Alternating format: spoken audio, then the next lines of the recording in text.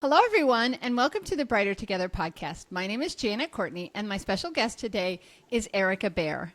Erika is the superintendent at South Umpqua School District 19 in Myrtle Creek, Oregon. Erika, welcome to the show. Thank you so much for having me. Thrilled to be here. Awesome. So, Erika, tell us a little bit about your journey in education and South Umpqua, because I also know that you're an author and I want to give you an opportunity to talk about your books as well. Awesome. Well, thank you. I started out in education. I was actually just doing this math. I'm going to say a little over 25 years ago. And I was a special education teacher. And so I had the amazing opportunity to serve middle school students in special education for many years up in the Portland area.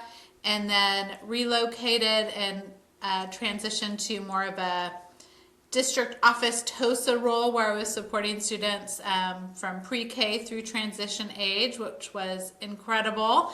And then high school administrator, elementary administrator, student services director, assistant superintendent, and now superintendent in this beautiful little district here in Southern Oregon. So that's kind of been my professional journey and trajectory. And then thank you for mentioning the books. A couple of years ago with a co-author, Tiffany Burns, and I wrote the book Connecting Through Conversation, a playbook for talking with students, which is all about how to transform student behavior through how the adults approach and interact with students and really build that culture of connection. And then in the next couple of weeks, our second book is coming out, A School Leader's Playbook for Tough Conversations. Very nice. All about me. Awesome. So where would they go if they want to buy these books? Are they Amazon or online? Where do they go? Yep, absolutely available on Amazon. That's the easiest way. You can also learn a bunch more and see some free resources on our website, connectingthroughconversation.com. Oh, beautiful. Okay. And Erika Bare is Bare for those of you that are looking for her. Erika, you said you were a TOSA.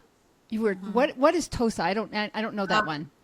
I know, alphabet soup in Right. education. Absolutely. Teacher on special assignment. So in Oregon, that's kind of code for we're going to ask you to do a lot of administrative work, but you're not actually an administrator. So Gotcha. had the opportunity to, it was a phenomenal role. I learned so much, had the opportunity to really coach new special education teachers, really guide some of the policies and practices that we were using in that district, and then had the opportunity to do a lot of support with families and students who were requiring a little bit of extra in terms of making sure that we had IEP teams that were functioning really well and getting the right supports for kids where we needed them. So Awesome. it was, So yeah. how did you end up in South Umpqua?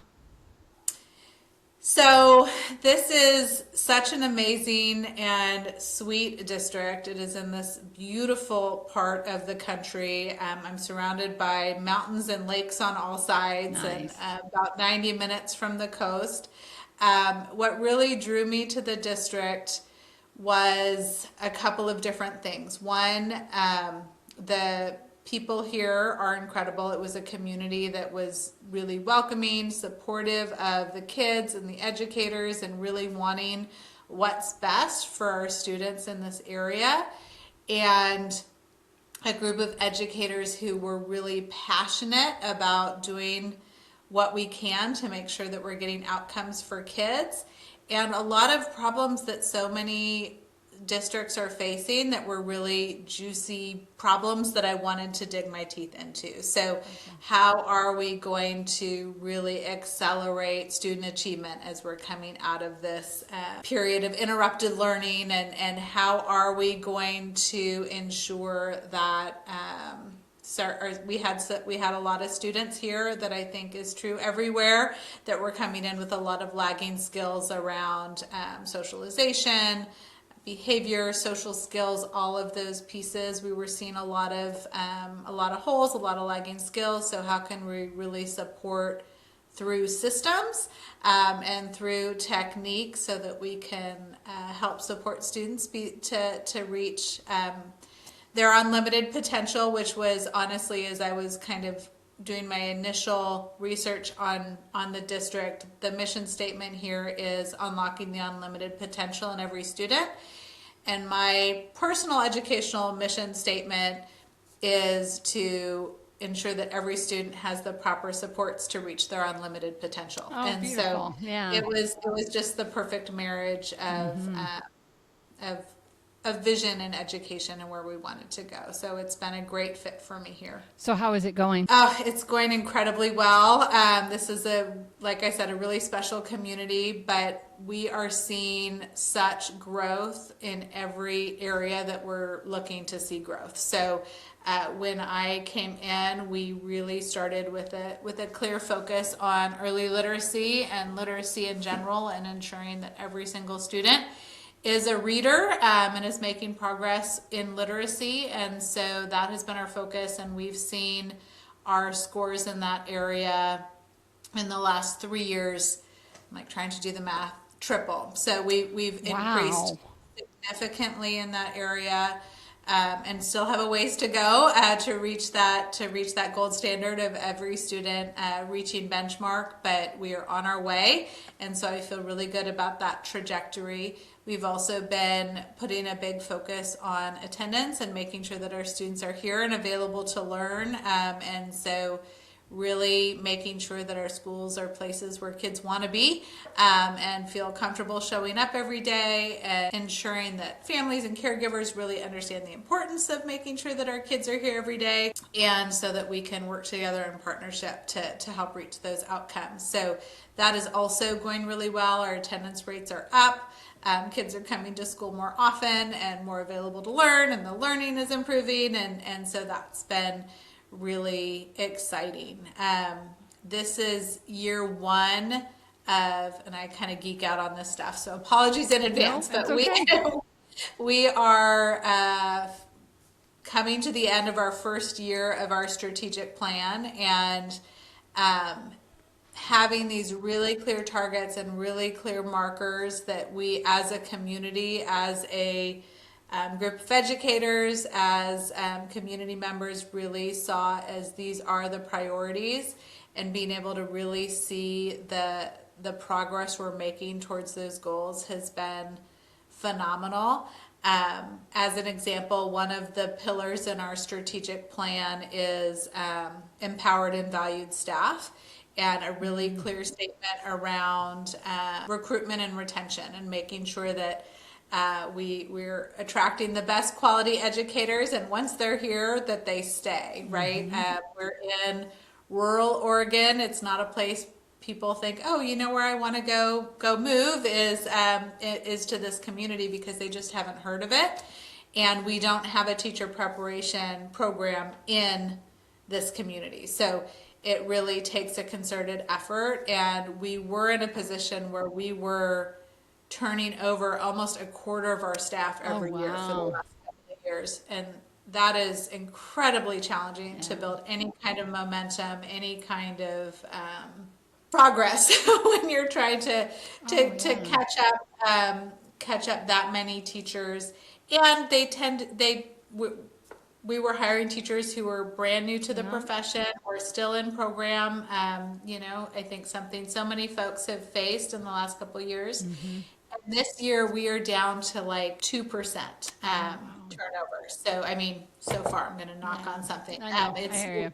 I hear you. Yeah, but we're in such a better position than we have been in a very long time. And it really is such a testament to the work that our building leaders and teachers are doing to make sure that we're building a culture and climate of connection where people want to be and want to stay. So, can you give us a snapshot of some of the things, like just an overview? Because I know that there's so many people out there that are in the same boat as you.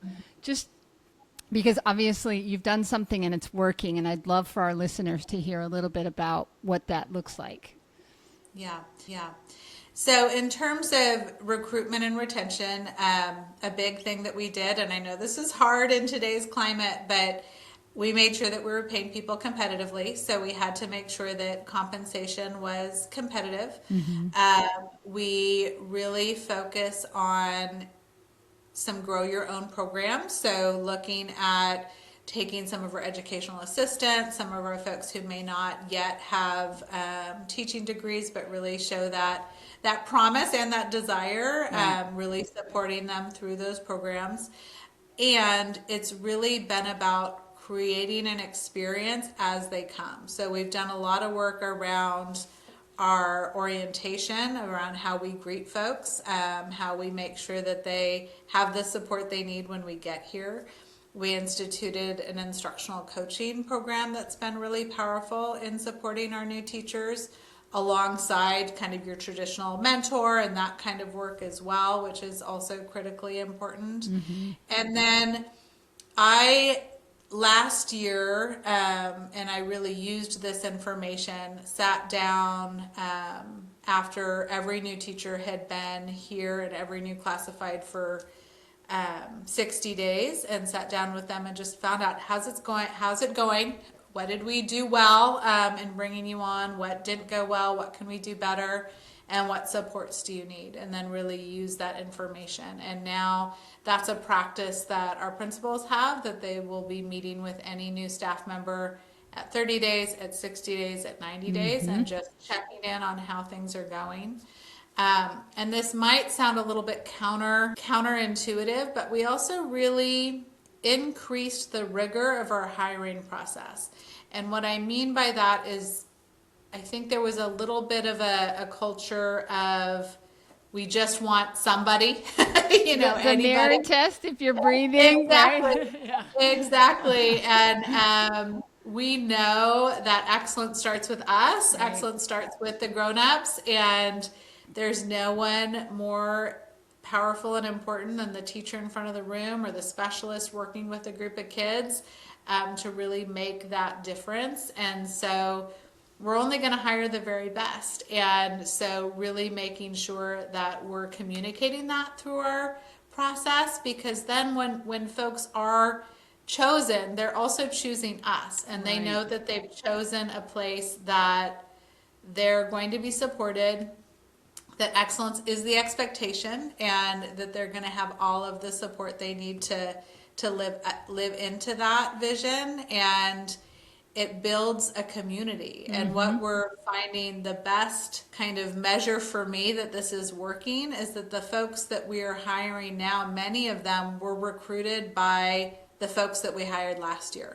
They're reaching out to, they're like, this is a place you want to be. This is a place that you want to work. And so we're really excited, because it allows us to, like I said, build that momentum, build that collective efficacy in a way that is really hard to do when you're working with such small group, with such a large group of folks who are new to a system every year. Right. That changeover it kills morale too, because you just is like, oh, who's next, right? Yeah. We've done similar here at Lighthouse. We mentor all of our therapists and check in with them, frequently when they get started. And I always have an open door policy, because I want them, it's like, I had someone tell me once that I needed to, no, you're a CEO. You need to be at 10,000 feet and let the people below you. And I was like, oh, you don't know me at all. Yeah. That is definitely not how Janet Courtney is going to run her business. Right. Because it matters. Our mission is to be a therapy company run by therapists, because I'm an SLP, for therapists, for the betterment of students. So, taking care of the people that are doing that work, which is exactly what you guys are doing. Take care of the teachers that are up there in front of those kids. Let them know that they matter, that their pay matters, their problems matter. Having somebody to go to that, and not even realize, sometimes you don't even realize that you've got a problem until someone asks you, like, how's it going? And then you really reflect on it and say, oh, yeah, I could use some help in XYZ or whatever. And giving them that opportunity to really reflect on it instead of just reacting to the situation is critical. So kudos to you. Kudos to you guys. So I want to shift a little bit, because I want to talk about your books. Okay. So tell me how that initially started, and Can you give us like an overview of the book that's coming out, and then maybe just a brief overview of the one that's already out there? That'd be great. Yeah, so I'll start, if it's okay, with the one that's already Oh, out sure, you there, can. because Absolutely. it is that has kind of been the genesis of all of the work. Okay. Well, that So makes sense then. when we were, so Tiffany Burns is my co-author, and we had the great fortune of going through our administrative program together, and then we were both first year administrators in the same district at the same time, and we were the only two. So we really became this little support group for each other, I guess you would say. Yeah. And what we found as we were going through is we spent a lot of our time talking through and problem solving through coaching educators, and we believe that anyone who speaks to kids at school is an educator. yeah. So teachers, bus drivers, everybody.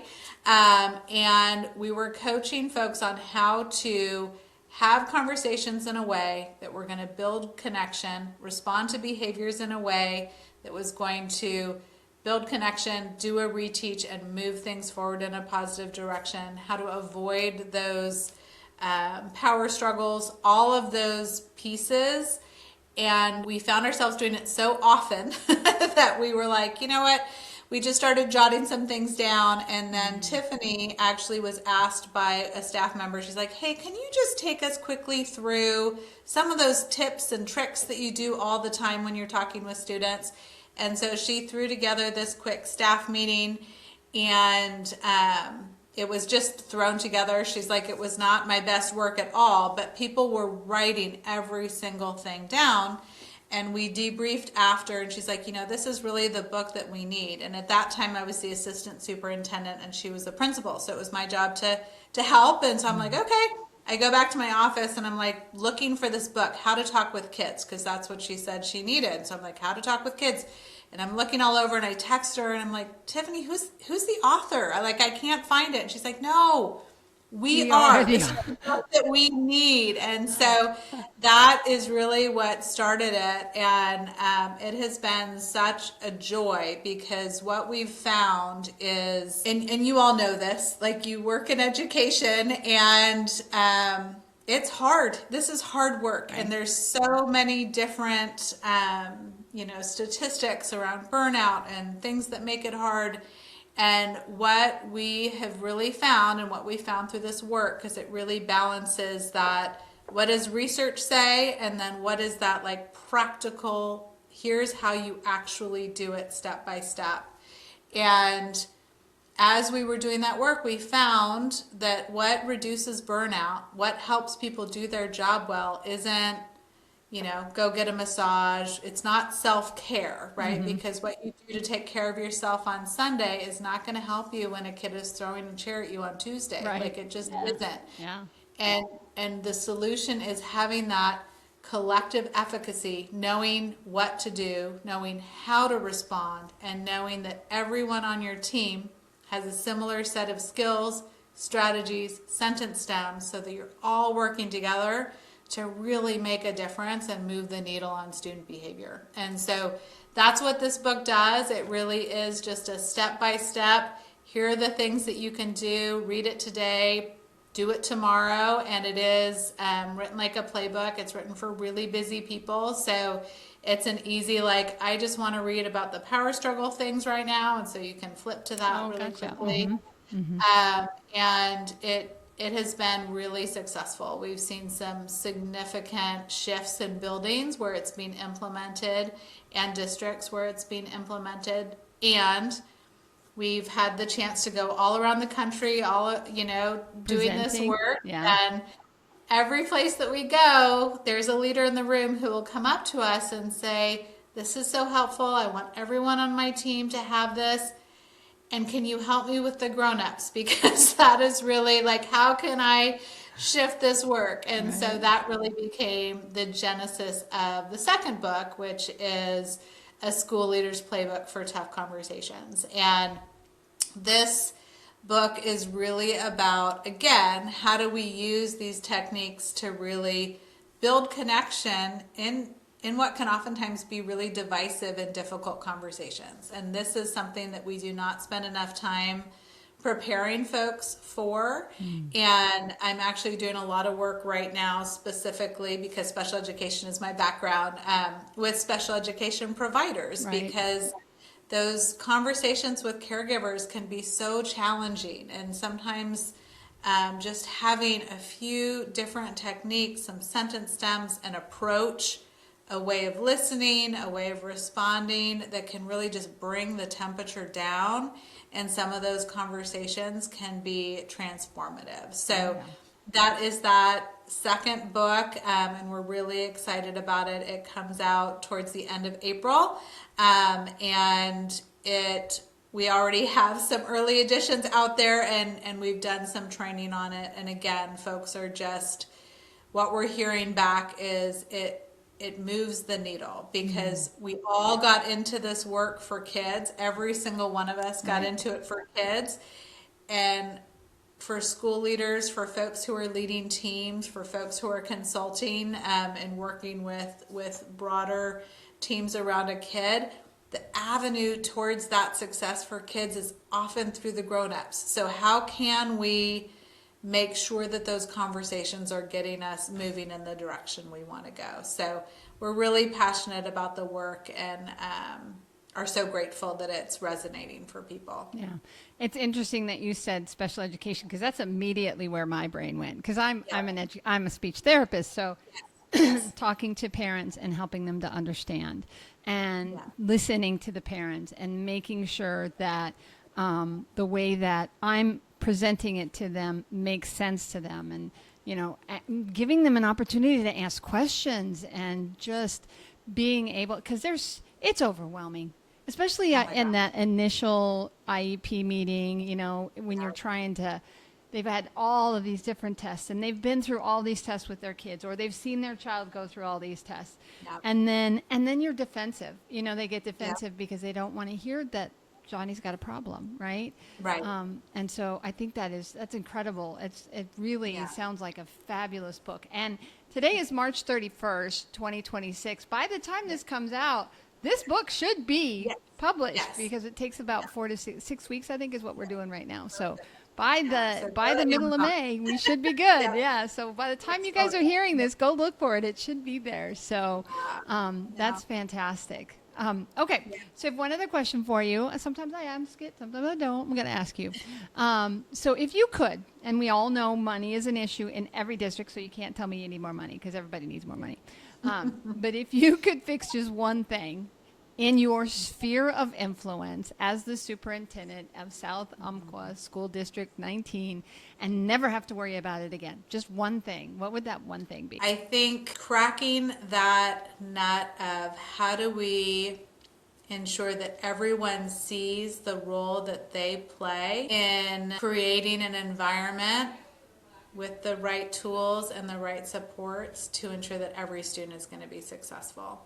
This work is never done in isolation. It takes every single team member, every single community member, every single kiddo in the classroom to really build that culture of connection, and that culture where every student and educator can thrive. And so I think it's about helping everybody see their part, and then also through that lightening the load for everyone, because I think there can be so much overwhelm in this work, and many hands makes light work. And so if we can really figure out how to engender that sense of team, and that's really the work that we're trying to do here and are doing and are making progress on. And you just want to hit fast forward and get there, right? But that ability to work together towards the betterment for our students can make a significant difference, not only for our kids, but for our own job satisfaction, our own longevity in the profession, and all of those things. So I think it's about how do we build team. Yeah, that's great. Great answer. Okay, so where do people go if they want to learn a little bit more, or get in touch with you, or have a question about how you do things at South? Yeah, so For South Umpqua, email is great, and it's Erika.Bare at South Umpqua. And I'm sure you can put it in the show notes, but you can find me through email on our website, South Umpqua School District's website. Absolutely. I'm on all of the socials. LinkedIn is great, and it is Erika Bare. You can find me that way, and you can also find me. Sometimes it's even easier to find me through my connecting through conversation work, and so through that website you can get me email, all the socials, all of those things, and would love to chat with folks. Awesome. And it's Erika with a K, just so you know, Yes. and it's Bare, Bare. I think I said that before, but just so we're clear. Well, Erika, it has been an absolute pleasure to have this conversation with you. And thank you so much for coming on Brighter Together, because exactly what you said, we are so much brighter when we bring all of these people together for the kids, for sure. Thank you so much. This was super fun. Great to chat with you.